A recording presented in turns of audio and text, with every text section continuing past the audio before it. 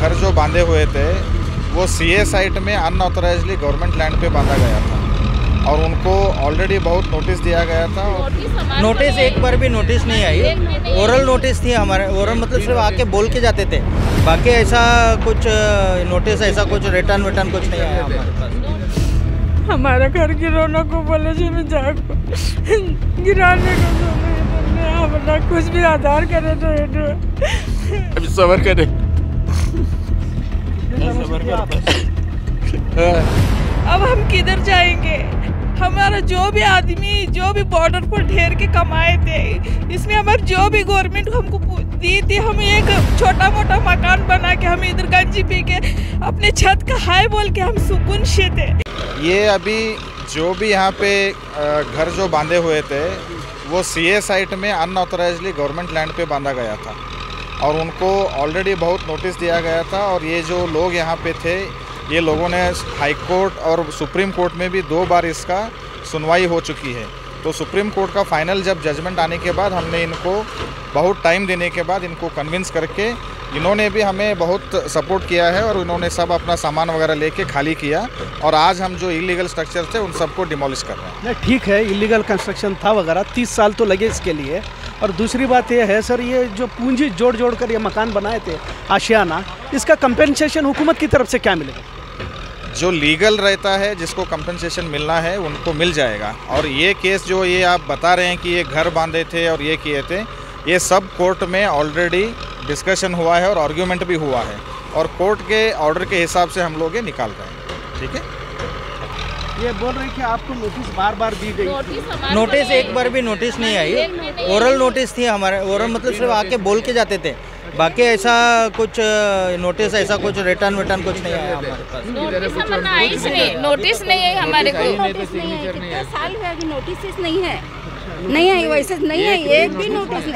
ये झूठ बोल रहे हैं। झूठ बोल रहे हैं। नोटिस हमना नहीं, वो जो ये कराता नहीं उसे दिया रहेगा उन्हें, हमना नहीं दिया नोटिस। जो जगह वाले को दिए रहेंगे। कुछ भी नोटिस नहीं है, कुछ नहीं है, नहीं है ये नोटिस। अभी तक नोटिस एक भी नोटिस नहीं है। कोर्ट में आर्ग्यू हुआ है, कोर्ट में इस पर बहस हुई है, ऐसा वो बता रहे हैं। वो बता रहे उसके को लड़े वाले को मालूम, हमारे को कुछ भी नहीं मालूम। क्या भी मालूम नहीं। ये जो लड़ा है ये केस उसको मालूम, वो भी बेचारा हमारे को कुछ भी नहीं बताया। अभी क्या करेंगे बोला? अभी यहाँ 2 बातें समझ में आ रही हैं। एक जो कमिश्नर ये कह रहे हैं कि इनको बार बार बताया गया है, लेकिन यहाँ पर आवाम जो है कह रही है कि उनको बताया नहीं गया और पूरी ज़िंदगी की पूंजी जोड़कर जो आशियाना खड़ा किया था उसे अब बुलडोज़र से गिराया जा रहा है। आप इसके बारे में आगे क्या कहेंगे? जी, एक्चुअली देखा तो कुछ समझ में आ नहीं रहा है हमारे। अभी पूरा बेघर हो गए हैं, सब लोग परेशान हैं। अभी इससे ज़्यादा क्या बोलूँ, मुझे खुद को समझ में नहीं आ रहा है। बिल्कुल ये बेघर होने की तरह है, पूरा सामान वगैरह बाहर रखा हुआ है। अब इनको अचानक इस तरह से ये घर के ऊपर बुलडोज़र चलाने से कई सारे औरतें भी यहाँ पर खड़ी हैं, बुज़ुर्ग लोग भी यहाँ पर खड़े हैं।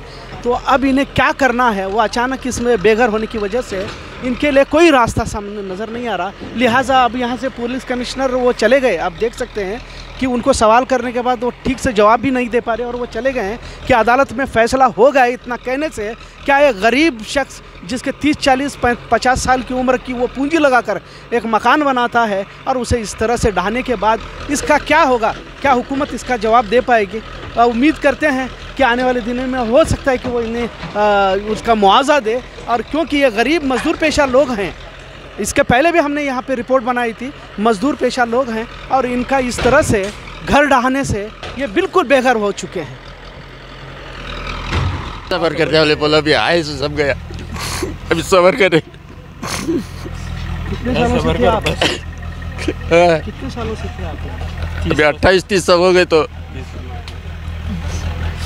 जब कोई भी नहीं था यहाँ, ये इतना लगा कि लंबा घास आता था, करंट नहीं, कुछ नहीं, क्या नहीं, उसमें जमाते जाते थे। यहाँ सांपा बिचौआ सब इसके अंदर हम दिन काटे इतने। लेकिन अब भी हमारे को ये नौबत दिलाए भी। 15 बरस से दिख रहे हैं हमें इनको। यहाँ घर बंद रहते हैं तो शिव है यहाँ, आपको हेल्प करते थे, पानी गिने देने का हम वो सबको मैं जिनका सामान सब रख लेता, सबको पानी चाय पानी सब देता था। ये एक को ने बुढ़ा का इंजीनियर हिरेमठ, उसको तो मैं बताई चाय पानी ठंडा पूरा पिला के भेजो। ಏನೋ ಮಾಡೋದಿಲ್ಲ ನಿಮ್ಮ ಇದಕ್ಕೆ ಏನೂ ಮಾಡೋದಿಲ್ಲ, ಎಲ್ಲ ना अदेन घट मार ಕೊಡ್ತೀನಿ ನಿಮ್ಮ कर बोल को जाकर मेरे को ये आज ये नौ मत लगाया ने आश्वासन ये कर गो सला दिल में रहा मिटाना नहीं तो कुछ। अल्लाह मन बहुत दिन से हम इधर 30 साल होने का है, अभी तक कुछ भी नहीं कर रहे उन्होंने हमारे से। जागो बहुत जाके फिर पाए में एक भी कौन भी करे। अलाउद्दीन बहुत धोखा दिया हमारे को, अभी कुछ भी नहीं करे। अपना घर भी दिखाया ना, हमारे हाई सो घर भी दिखाया ना, ऐसे गलती काम करा बहुत।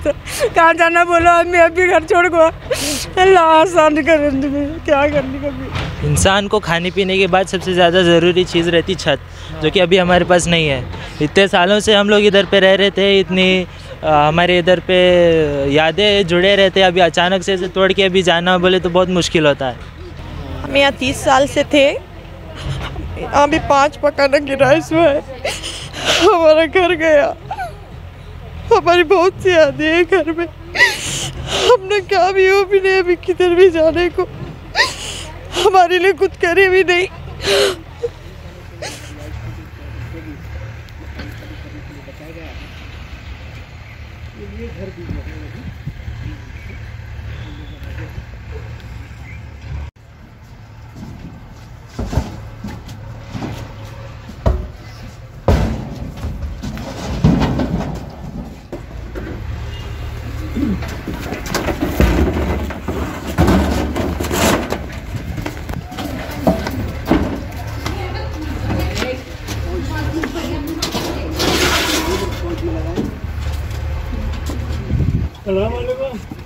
यहाँ एक और मकान जो फ़ौज में वो अपने खिदमत अंजाम दे चुके हैं, अब्दुल रहमान पकाली उनका नाम है। सर आपको भी बताया गया क्या घर खाली करने के लिए? हमारे को बताया खाली करो, तुम्हारी कबीले निकाल के बाजू में रखता है, खाली करो करके बताया। आप आर्मी मैन थे? हाँ? फौज में काम कर चुके हैं आप? क्या फौज में रिटायर था। कितने साल से हैं आप? 32 साल हो गए था। पैरलेस हो गया, 10 साल से पैरलेस में है। 32 साल हुआ हम इधर है रामतीर्थ नगर में। अब हमको बूढ़ा बोलते हैं कि घर खाली करो, इधर हमारा ये हुआ है, अब हम किधर जाएंगे। हमारा जो भी आदमी जो भी बॉर्डर पर ठहर के कमाए थे, इसमें हमारी जो भी गवर्नमेंट हमको दी थी, हम एक छोटा मोटा मकान बना के हम इधर गंजी पी के अपने छत का हाय बोल के हम सुकून से थे। लेकिन अब जाओ बोले तो हम किधर जाएंगे। अब हमारा आदमी देखे तो पैरालिक्स हो गया है, अभी हम किधर जाएंगे। वो भी अभी 2011 में केस खुला हुआ है, तब भी बोलते थे तो हम कुछ ना कुछ कर सकते थे, तब भी कुछ नहीं बोले, वो कुछ भी नहीं बोले। अभी आओ वो निकलो बोलते हैं तो अब हम कहाँ जाएंगे। अभी हमको घर भी मुस्लिम नहीं दे रहे, ये छोटा मोटा मकान लेकर रह रहे हैं हम। अभी घर में माजूर है, छोटा बच्चा है, हम किधर जाएंगे।